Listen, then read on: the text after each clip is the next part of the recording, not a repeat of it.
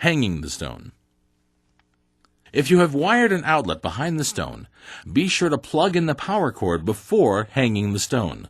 Once the stone is on the wall, it is very difficult to access the outlet. The stone comes with a mounting bracket already attached.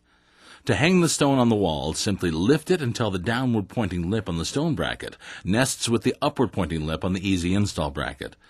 Be careful when hanging the stone that the hose attached to the water distribution unit falls inside the notch of the stone bracket. You may use some tape to ensure it stays there. Near the bottom, the slab should rest on the 1-inch rubber stoppers. Each slab is very heavy. We strongly recommend using 2 or more people to lift the stone onto the wall. It is a good idea to use a scrap piece of wood to set the stone on before you lift it. This will allow you to get your fingers underneath the slab without risk of hurting yourself. You may need to trim the hose a little to allow the pump to point straight up.